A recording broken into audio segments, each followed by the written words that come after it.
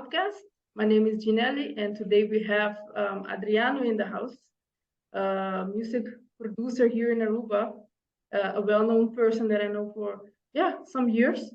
And some years, yeah. I wanted to introduce Adriano. I wanted to let people know about your work and what you do. So please start with introducing yourself and tell us who inspired you, or what inspired you to go into music production in Aruba. My name is Adriano Nanof. I am from Brazil, living in Aruba, becoming an Aruban. And I work with music for, I don't know, let me think. Like 20 years, let's say that. I originally studied architecture.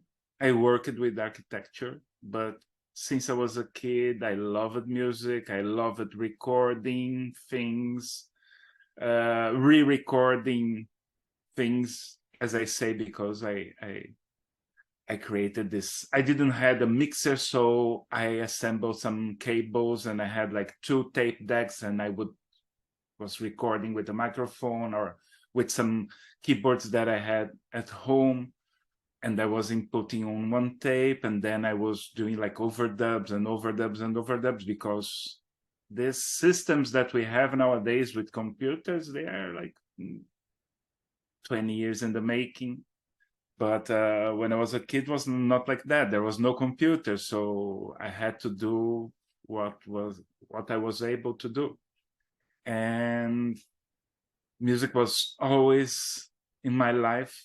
I was the DJ from the from the street. Like, I remember the first party that I played was, I probably was like, I don't know, like 12 years old. Was like a 5-year-old kid birthday party, and the father of the girl came to me and said, "Yeah, I know that you like music. Do you want to play some music on her birthday?" I said, "Oh, yes." Then I went and I played the music there.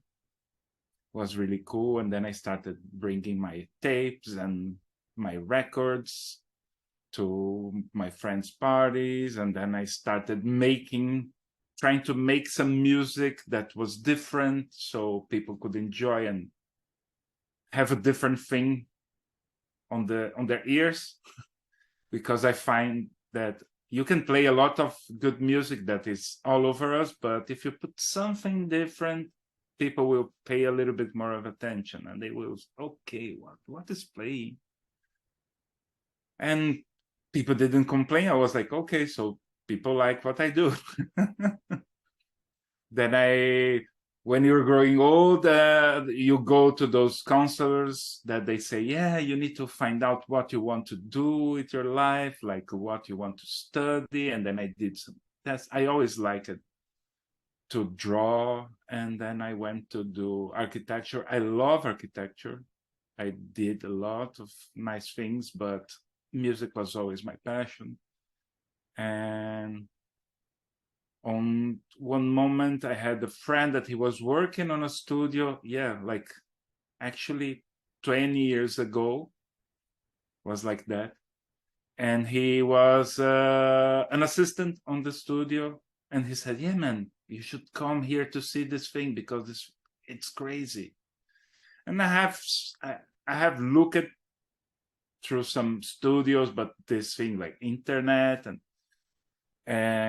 but never had visited one like real studio. And then I went to visit this studio, and it was like a really, really good studio. Like, I was lucky to see like that kind of studio in the beginning, for me, in the beginning of my music career. I was like, oh my God, I really want to work with this. And then I said to this friend of mine, if there's any opportunity here, and if they are searching for someone to cover, I can come here, help fix things, clean the cables, whatever, clean the studio. I really want this. I'm really interested in this. And then he's passed some time, and then he called me and said, yeah, you know, man, there's this guy, he's leaving. They're opening this position. There are more people coming to do the interview, but I think that you have a shot. And then I went and I started talking to them. They did like a test with me, and it went good. And then I started working as an assistant. You set up the microphone, you bring the water, you check the lights, check all the cables. You start doing these things, and bring the text for people to do voiceover, or the music for people to sing, or like check the instruments of the people. And then from that, I started understanding more the process of producing, because we have this idea that, oh, producing is just like, oh, put this, put that. No, you have a lot of things, lot of steps to create a music. And that for me was fantastic to learn on this studio that was doing not only music by itself, but also music and sound for TV projects, movie projects, a lot of commercials, radio spots, and that like really showed me, okay, this is really, really what I always wanted to do. I remember when I was a kid, like I was having fun doing the things that's, it's like 3 a.m. and you're working, and then you're tired, but yeah, but you're accomplishing something. You don't know what, but you're accomplishing something. And I was like, oh yeah, no, I really want this for me. And then some time passed. I grew on the studio, and then I always did some music by myself, but I always did music for myself. Like I do music for myself. I create some music. I have a lot of music that I never put out. But then some people ask, oh, well, do you have any sound like this? And say, oh, okay, I have. And then I started sending, and then people, oh, no, this is good. Oh, can I use this? So yeah. And then I came to Aruba, and I met Juan Francisco Pardo, that is a film director here. And we talked about music, that I do music, he does film. I said, can I help you with that? And then he had some film projects happening, and I started doing some music for him even from Brazil, because I went back to Brazil, but then I came back here to do Abosso. And Abosso was the first musical created in Aruba, and using the music from Padu. And Padu is the legend. Padu is the guy. Padu is Aruba. And Padu granted the rights for to Francisco and Rebecca. That were no, Francisco was the director. Rebecca was producer. Francisco was producer too. They granted the rights of some music to be used on the film, and then I started working around like what I can do with the music of Padu that can be a little bit different, not that different that people cannot recognize, but people have to recognize, but to be on the 21st century, like sounds that people would understand, and especially the young generation that doesn't have any contact besides what the parents are listening, the grandma, the auntie, they are listening to the music at home, but how they could connect, because the film was about a story about this Aruban girl that fell in love with this Latino guy, but they are young, they are not from their generation. This is not a period film, so it was like how it is today. So I had to put on the sense that the music was from today, but with that message, with those lyrics, and did some new arrangements for the music.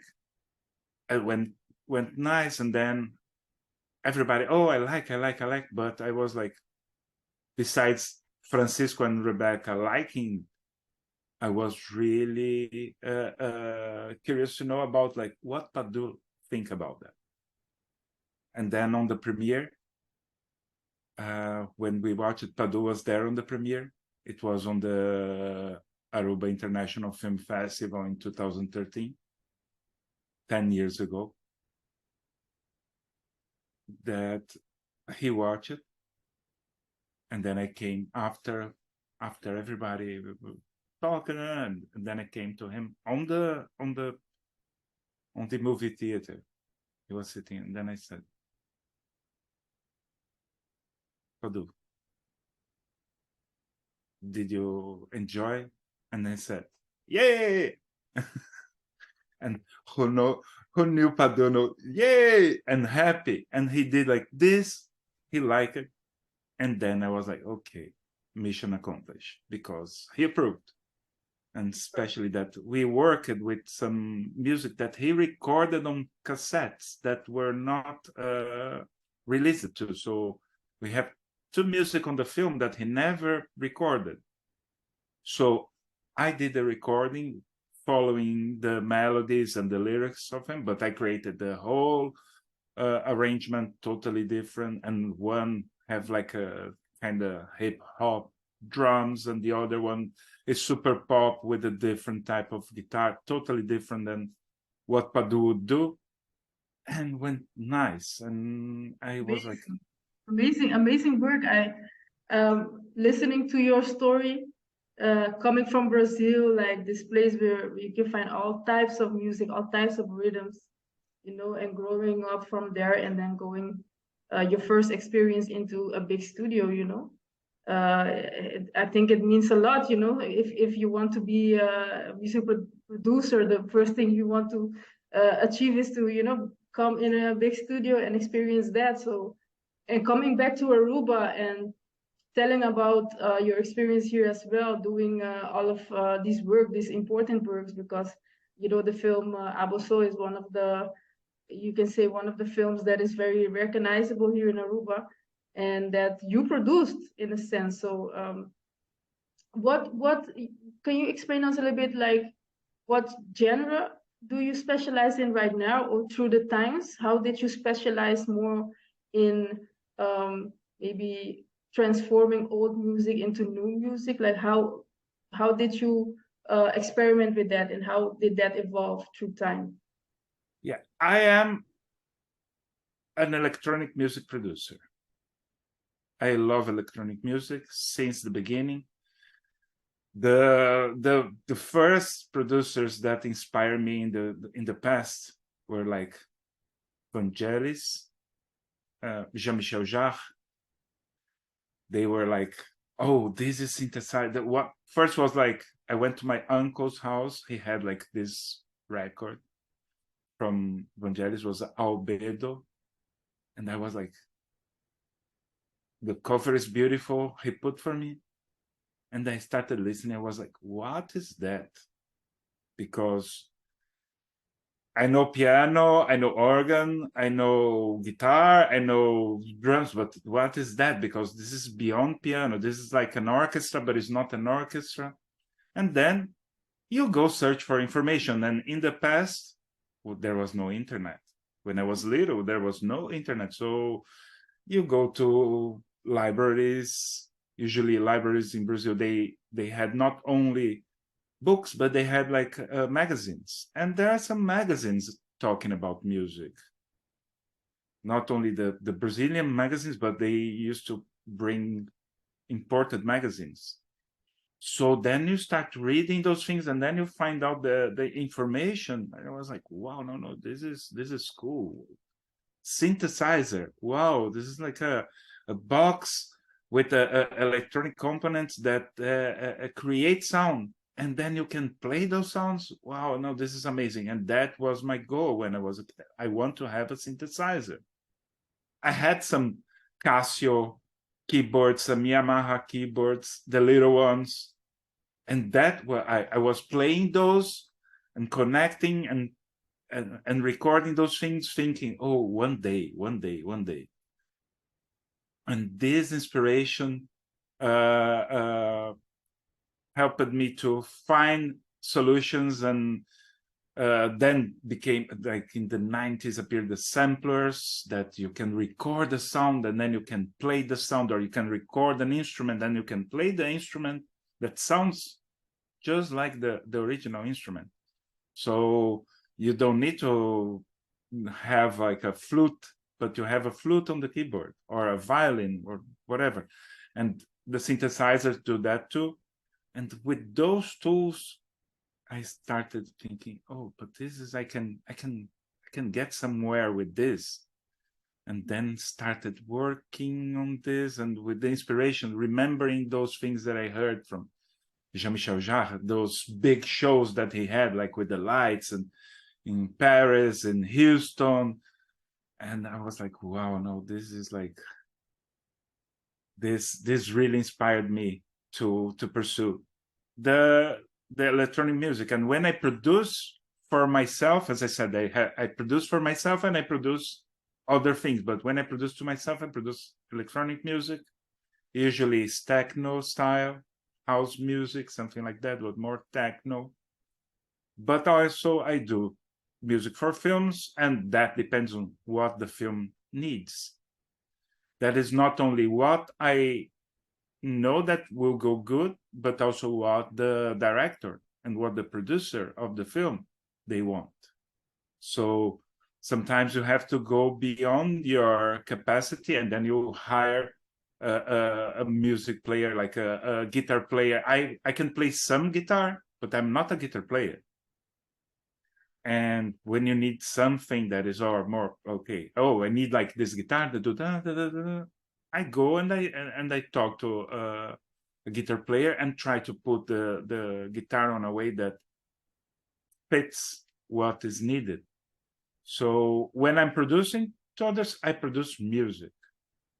I produce any type of music. It can go from orchestral to, I don't know, samba. So talking about the materials that you use, the type of synthesizers, I see there's a lot of synthesizers going on there in your studio. Yes, yes. But maybe you yes. can tell us about the materials that you're working with right now. You know, with which type of tools do you like to work with now in 2023? I usually I use some platforms to work with the computer, or I use this software that's called Ableton Live, or I use Apple Logic Pro. Both of them are really nice to work with.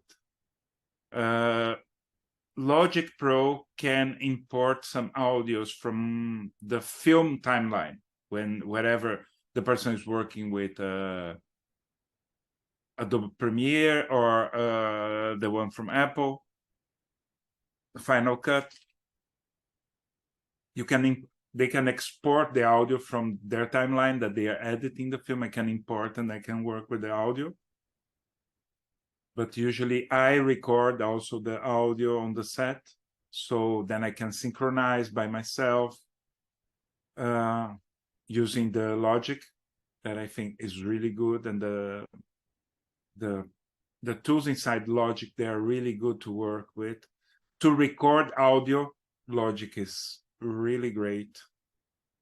Ableton is good to record audio too, but it's a great developing platform. So I can put, like, if I put a drum, I can put a drum to play, and I can build up the setup. I can put all the instruments, and it's really intuitive.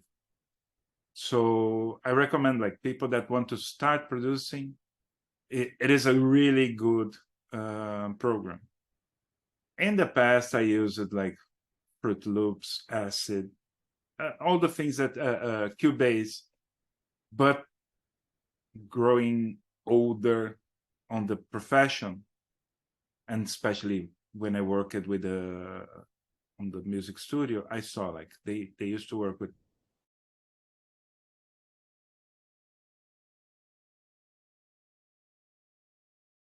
and Ableton, and also Reason.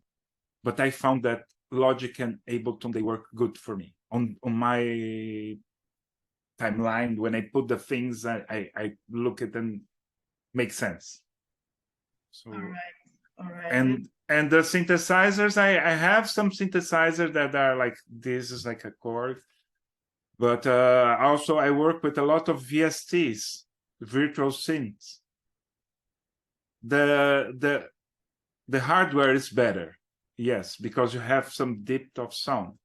But that always depends on what kind of interface that you work with. So sometimes you have not that good interface, because interfaces are expensive. Then the VST works good, and then you can work with the equalizer, with a compressor, some effects, digital effects. It will go good. There is no excuse. Oh no, I don't have money to buy. Yeah, I don't have money to buy a piano now, but I would love to have a piano. I love the sound of the piano, and also you can prepare the piano. You can put the microphone on some positions on the piano and record different frequencies that you can use on the soundtrack of a film or even to create music. But we are now on this time that most people can afford a phone that you have a synthesizer that play on the phone for Android, for iOS, or you don't have a computer, but you have a tablet. You have a lot of programs that run on a tablet, and you can make music. So that is like one door that, when I was young, I never thought it would come like this, like so open for you to be able to grab sounds, grab instruments, virtual instruments, and you can play everything.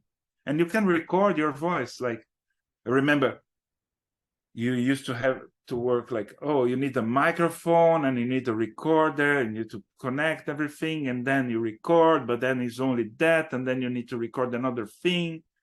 And now you put on the Android to record. You can record. If you have an idea, you just sing that idea. Then when you listen, you can translate into melodies. Or even some people, I do this sometimes. I record my voice and then it becomes an instrument. So you don't realize that it's me doing a sound with my mouth, but it's there. It's like there is an instrument that, oh, that synthesizer. No, is this. So in a sense, you're saying like,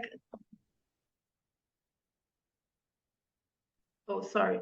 In a sense, you are saying now that, all of these new technologies give you all of these new opportunities, and in a sense, you have to research and you have to see what works best for you, right? In a sense. Exactly. Because I cannot tell everybody, oh, use Ableton. I know that a lot of people love to use the FL Studio because they feel comfortable and they know how to work with that, and the tools are the way that they like to work. And at the end, when you're sending for a mastering engineer, this person is going to grab the best of the sound and is going to transform it in a way that can play good on any speaker. Yeah, exactly. Adriana, I wanted to, because we went a little bit into let's say, the music production world here in Aruba. And I always wonder, like, can you really live from doing music production here in Aruba? How do you see that? Working so long here in Aruba and doing this work? Anywhere in the world is hard. We cannot have this naive idea that, oh no, but if you go to the Netherlands or to United States, you can do. No, it's not like that. Working with music is hard. You can ask any person that works with music, from a person that works on a studio to the guy that sings on a restaurant. It's always hard. It's just how much effort you put there to try to evolve, and also to search the opportunities. And as I said, now we live on a new era. We have the internet. You go there and you have like the platforms. You have Spotify now that plays music from all over the world. You just need to have a label that can put your music on the playlists. You can put music on YouTube. When it started back then, in the beginning of the 2000s, there was like MySpace, and MySpace was really important for me. It was not the first platform that I used back then, because I used mp3.com. Nobody can imagine that this was a thing, but this was a thing. It was the place where you could put music online. This is in the 90s. And people could download your music and listen to your music. So I had music that went good on the mp3.com, really good. Like I never expected that to happen. Like people sending me emails from all over the world, like really all over the world. I never imagined that happening. And this on the past, that it took a while to download. Nowadays, you press play on your phone and it plays. But on that time, like the internet was low. So you had to download, and to download could be some hours or could be a day to download one music. But people would go and search and download. So now the musicians, they have this opportunity to put their music online. If you know how to market your music, in a sense of put also a visual aspect on it. So people listen, but when people are in front of their computers or in front of their phones, the first thing they want to watch something. And if you combine the two things, people will enjoy more. So that is how you can start trying to do things to make money out of it. And someone will listen, and then if you know some people, it go to another person, and then or a label will ask you, oh, can I release your music? Or you're going to find, oh, there's like a play on the theater on here for us, like Casa de Cultura. They are searching for someone to do a music for that. Or on a hotel, they have those dance shows. So you can work with them and try to create the atmosphere. So there's a lot of opportunities. But it doesn't matter if it is Aruba or if it is Japan. You need to focus on how you're going to put your music out and try to get the people to know your music. As well. Is there any closing words that you want to give to our audience? Maybe some motivational words? Yeah. If you like music, if you want to work with music, do it. Just do it. And try to share your music. It will get your audience. And try to create events with your friends. Instead of going to a nightclub, do a party at your home. Put your music there. Or if you sing and you have other friends that sing, get together. Each one sing one. Like do kind of a rap battle. I love rap battles because you can do that. And it's way more cheap. And you're going to enjoy yourself. And this can grow. That's the thing. I think that people usually think about the hardest things to become successful. Success is a different thing. Success starts here.